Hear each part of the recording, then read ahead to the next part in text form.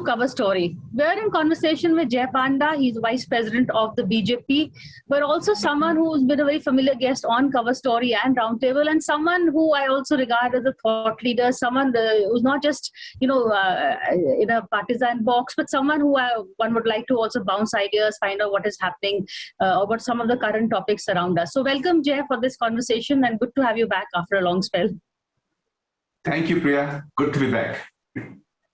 Okay. First of all, I wanted to talk to you about the BJP. You just recently concluded your national executive, which was very high profile, and there was a lot, that has come out of it. The most interesting I found was Amit Shah's statement. He said, BJP is here for the next maybe 3-4 decades. One is not really disputing that, given the state of the opposition. But what kind of decade is the BJP going to be ushering in? It's one thing to be a political winner, but in terms of governance roadmap, what are you all? What do we look forward to?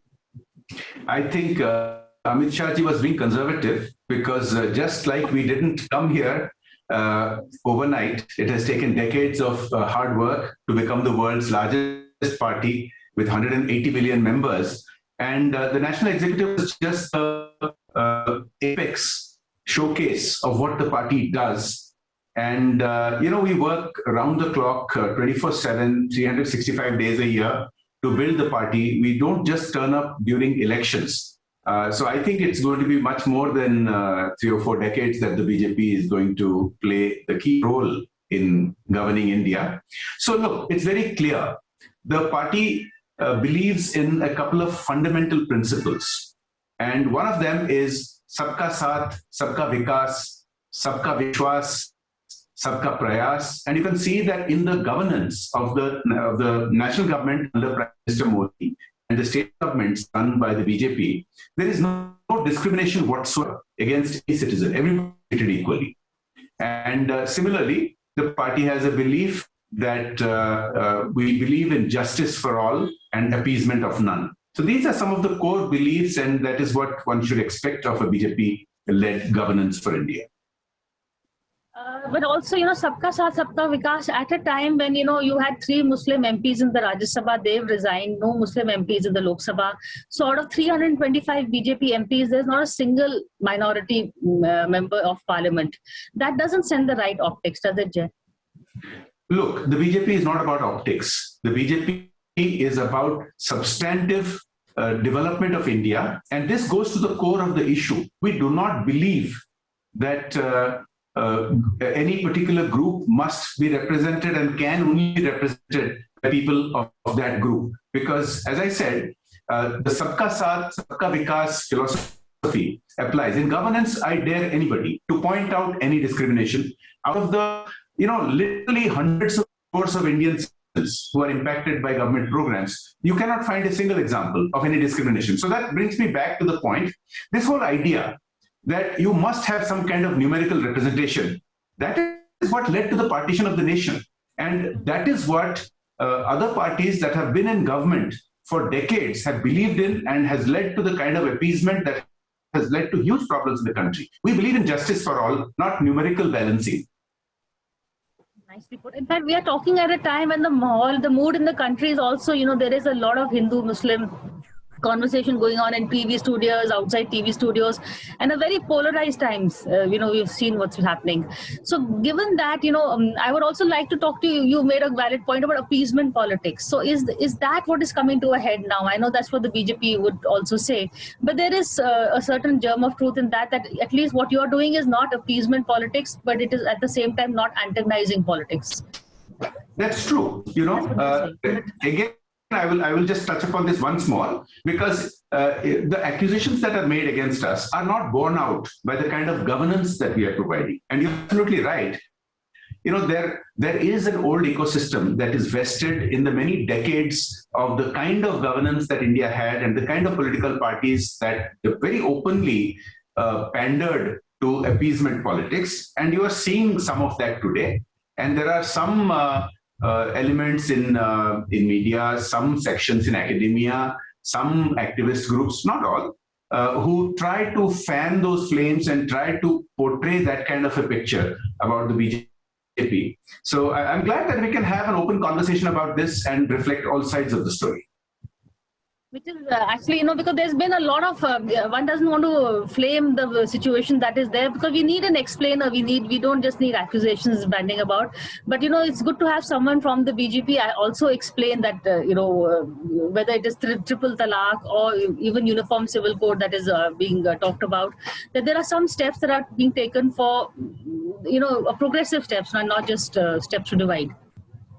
This is a very important issue because terms like progressive, terms like secular, in India over the last many decades and since colonial times have been actually upended. They have been stood on their head. So I want to make a point that in India, often the BJP is accused of being communal, and some parties claim that they are secular, when it is actually quite the opposite, because, secularism in India has come to be. The fundamental definition is that government controls the places of worship of the majority of the population.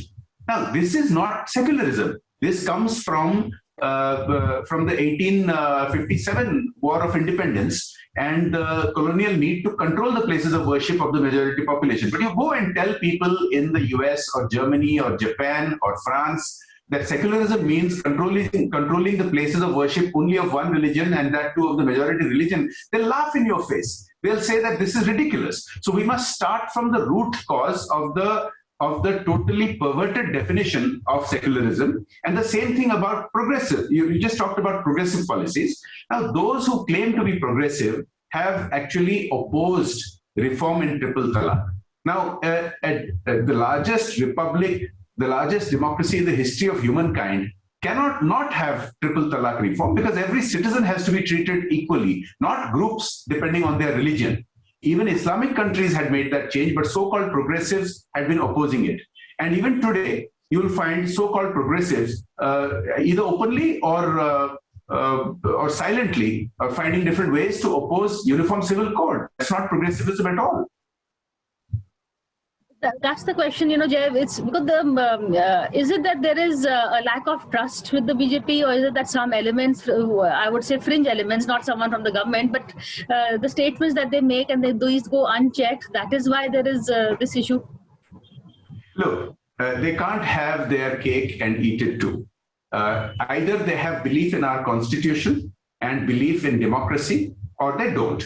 Now, if they have belief in the constitution and the democracy, then they cannot say that only if they are in power, then they are entitled to make changes and implement these progressive policies.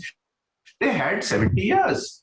For most of these 70 years, these so-called political parties and these members of the ecosystem who support them had the opportunity to bring out these progressive policies, and they only did appeasement. Now, if you believe in the constitution, then you have to accept that today the BJP has been put in government by the people of India by perfectly legitimate means. And what we are actually trying to do about civil code is not some wild, crazy idea nowhere. A directive principle of the constitution recommended by Ambedkar ji and all the other writers of the constitution. So this hypocrisy has to be shown up for what it is. Speaking of the constitution, is the BJP also planning to, make a move to drop words like secular and socialists? That's what I've heard some BJP leaders talking about.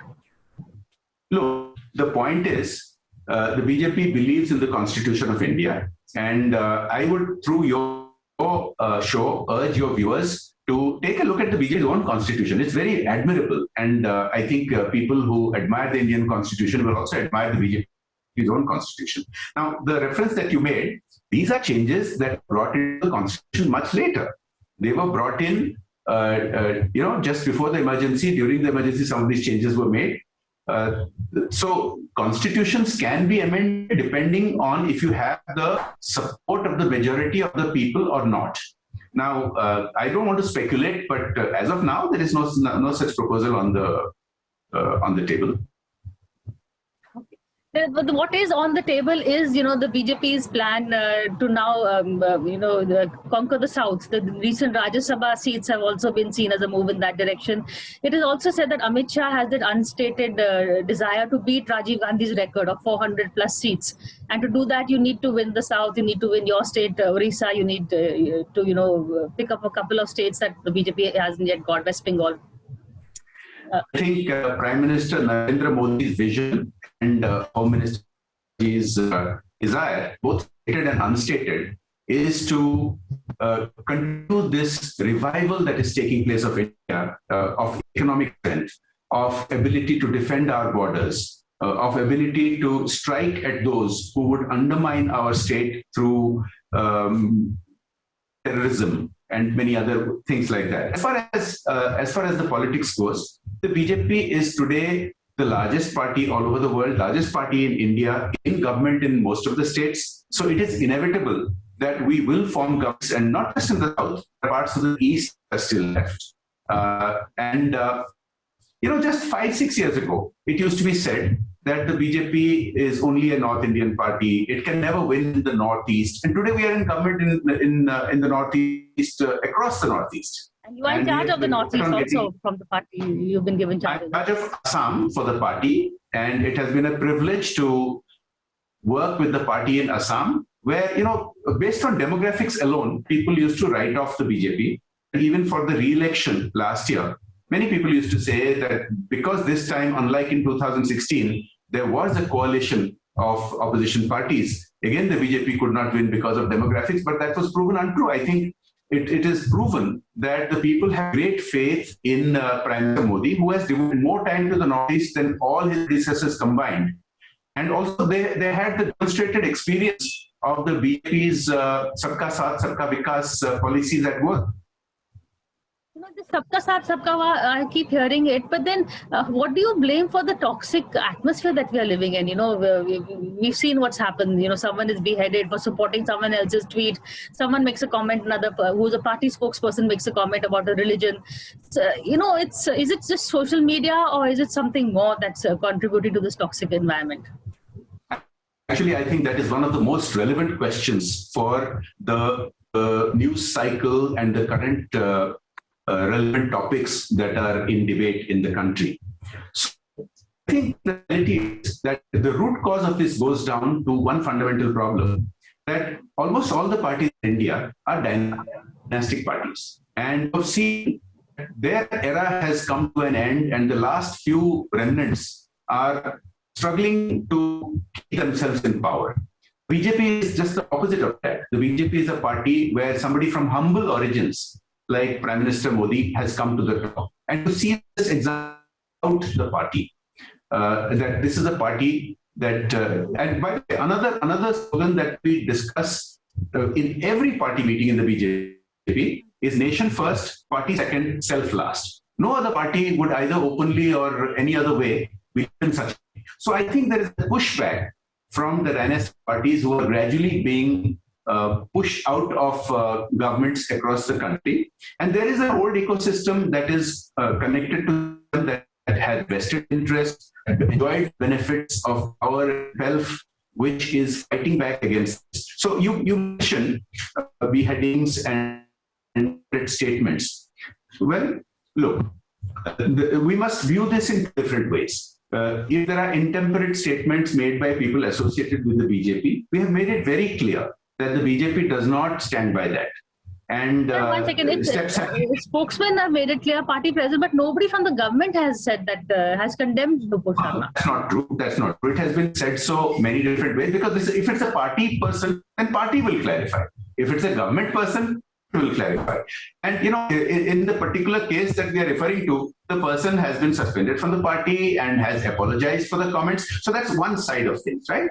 We made it very clear that we are not, we are clearly justice for all, appeasement for none, but we are not going to be, we don't stand for negative comments about any particular religion or anything like that. On the other hand, you have an example where other people have also made similar statements in the reverse direction.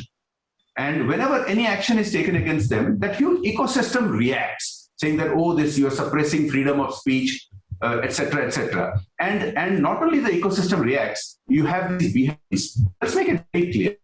This kind of behavior, going out and killing people, beheading people, threatening people, is absolutely unacceptable, simply unacceptable. And that is not going to be tolerated in the name of some fake secularism or in the name of some freedom of speech. That's not going to be tolerated. Our freedom of speech is defined in the Constitution, and the governance of the BJP is committed to stand by that as per the Constitution.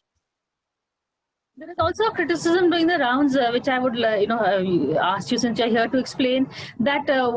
What does it say when a Nupur Sharma is not arrested, but that alt news guy is arrested, who also happens to be a Muslim? So again, there is that narrative being built up.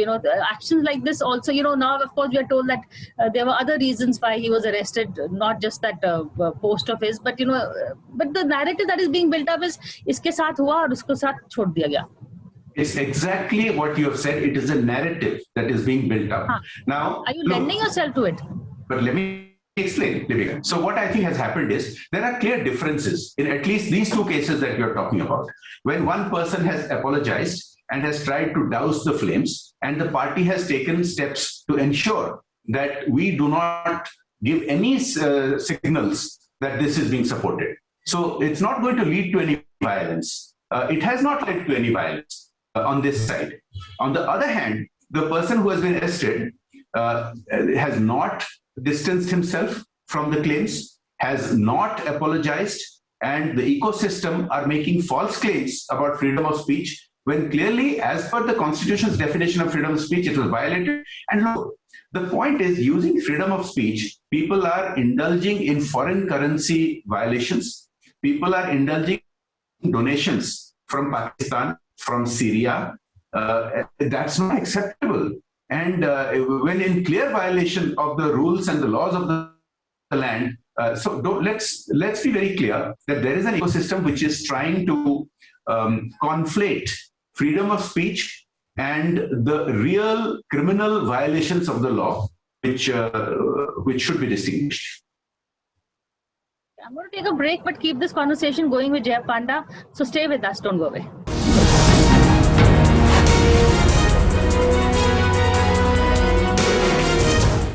Hello and welcome back to Cover Story. We are in conversation with BJP leader and Vice President Jay Panda.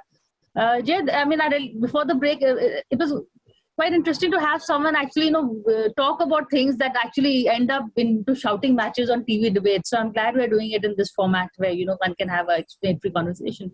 But is that a very simplistic answer that there's an old ecosystem that is not in power anymore, so it is reacting and building narratives against the government? Sometimes the answers are very simple, actually. There's no need to complicate the situation. Okay. Some people are trying to complicate it and try to mislead people. It is a reality that some persons have been arrested and they have got foreign currency violations and they have got donations from areas that are of serious concern. So, these are just facts. Now, it is also, everything I've said is the fact. When I've said that the BJP has distanced itself from people associated with us who have made intemperate statements, it's a fact. When I've said that these people have apologized and have tried to calm down the agitation, it's a fact. When I've said the other side is not apologizing, they are in fact trying to conflate freedom of speech with foreign currency violations, as well as their supporters going out and killing people, beheading people. These are all facts. So I don't think, there's an old saying, if it looks like a duck, it walks like a duck, it quacks like a duck, it is a duck. On that note, back to BJP's plans for the, it also, I saw Prime Minister saying Sneh Yatra Nikalo, and he even said that, we should reach out to the backwards Pasmanda Muslims. So there is the BJP also reinventing itself from the Brahmin Banya party to one of, OBCs who's, there's a lot of socialism in Prime Minister Modi's politics, which was not there when he was chief minister. So there is a reinvention of the party happening. The world's largest party with 180 million members doesn't get to be that way by being focused on only certain sections of the population. The BJP is a party for all sections of society. And I think it's unfair to have called it a Brahmin Banya party. It may have been the origins that many of the founders may have been of that social background. But, for a very long time, the BJP's own constitution makes it extremely clear. And it goes back to at least 1980 when the BJP was formed, not to mention the earlier iterations in the 1950s. So the reality is we have always aspired to represent all Indians. and we have done so, and our governance shows that. So when the Prime Minister talks about what you just mentioned, Sneha Yatras and all this, it's absolutely in line with what he's been saying all along, because the Prime Minister has been incessantly talking about governance, development for all Indians, not just for Indians. You know, he in his early attempts to try to patch up with even Pakistan before they behaved very badly, he said that let us forget about everything else, about poverty together. So these are our beliefs. In terms of the activities that the party will do, where the Prime Minister made some very many valuable suggestions at the National Executive, yes, we will be reaching out. By the way, this is not a new thing again. Now, please note that in the elections just a few months ago, we have registered an increase, a noticeable increase in the voting pattern among those sections of society which didn't used to vote for us in the past. In Assam, we have seen the same thing. In Assam, for example, after winning the state elections last year, we've had municipality elections, we've had urban elections, and even in areas which are dominated by demographics which don't usually vote for the BJP, we have started winning for the first time coming into government. In the Northeast, we have started winning local elections where the demographics are very different from the rest of India. So yes, quite clearly, the BJP is a party for all, of all. The BJP, two issues I take with you on that. One is, the middle class has always felt discriminated against, and you and I have had a lot of conversations on that earlier also. Either the BJP is going for the very poor, or there are, accusations that it's also ascribing to the very rich. But the middle class, the salaried class is the one that is paying the burden. And my second question to you is that the BJP again said that Modi said, "हम जातिवाद और परिवारवाद को खत्म करेंगे." Parivarvad to theek hai, I can see you doing that. But Jativad, when you announce the president, you also say she's OBC tribal. Then in the UP also, Jativad is something that's going to take a while for the BJP to do away with. But we have been doing it. So again, I will give you the example that take, for example, again, Uttar Pradesh, which is the country's largest state and has been dominated excessively by Jativad politics, caste politics. Now, yes, caste politics are not going to go away overnight, but you can see that in several election cycles, now going back from 2014, 2017, 2019, 2022, you can see that the hugely positive results that the BJP has been getting is precisely on a campaign platform that we are not going to be catering to any particular caste groups. We are there for all Indians. And you're beginning to see that parties which are based entirely on caste groupings have been losing support. Their voters have been gradually moving away towards us, especially the youth who are aspirational and who are inspired by Prime Minister Modi's vision that all Indians must be viewed as the same. Now, when it comes to the middle class, one objection here, but this is also a government that releases a cabinet list with the cast of the ministers. I've not seen that happen ever. No, so there is nothing wrong in showing that castes which had been ignored and neglected for a long time are actually finding their political voice. There's nothing wrong in that. Now, the point is this. You asked about the middle class. So I've spoken about the caste issues. Now you asked about the middle class. Now in the past, the middle class time, because governments were there who talked about poverty alleviation, and after decades of of those slogans, you did not see very much poverty alleviation at all. Middle class remained small. They remained at the mercy of the government, and the vast poor masses were in dire straits. The BJP's philosophy is quite clear, and Prime Minister Modi has articulated it several times. We don't aim to alleviate poverty. We aim to eliminate poverty. And so recently, the IMF has pointed out that India has eliminated extreme poverty. This is a major milestone. We haven't eliminated all poverty, but we have eliminated extreme poverty. So there are still steps that need to be taken to ensure that the poorest of our population don't drop off a cliff. So for example, Ayushman Bharat, it's the world's largest health insurance program. It provides a safety net. People, for example, from my state, Odisha, who used to go to bonded labor just to overcome surgeon expenses for medical reasons are now, they have an option not to go into that kind of a situation. Now, as far as the middle class is concerned, the reality is that to grow the class, to make their lives better, to improve their standard of living, you have to have growth. And you have had the highest growth now continuously. India is now the fastest growing large economy. It is being complemented around the world, who is looking to India as a growth engine. So that has not happened accidentally. The commitment to making GST happen. Remember 5 years ago, how many people opposed GST? Today it does, because you can see its success.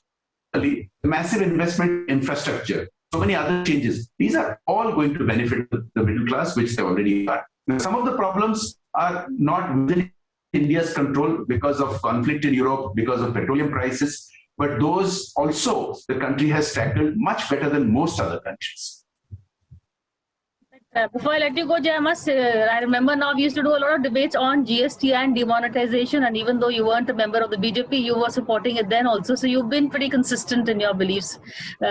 Just one final question is, how is life in the BJP as compared to your old party?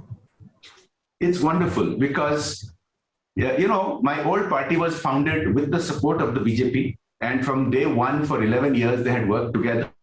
And as long as that was the case, with Atal Bihari Ji's guidance and Advani Ji's guidance, my old party also had believed in a standard of governance which was emulating the BJP.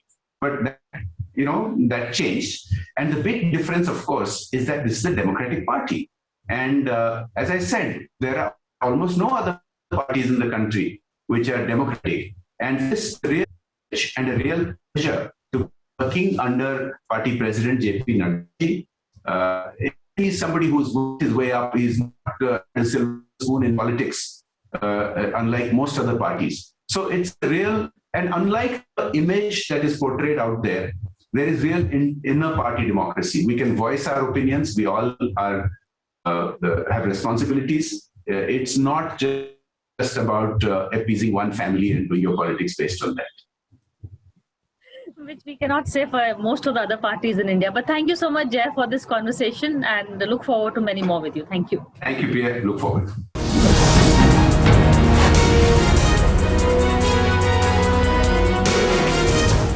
For more such videos, subscribe to the NewsX YouTube channel, hit the bell icon.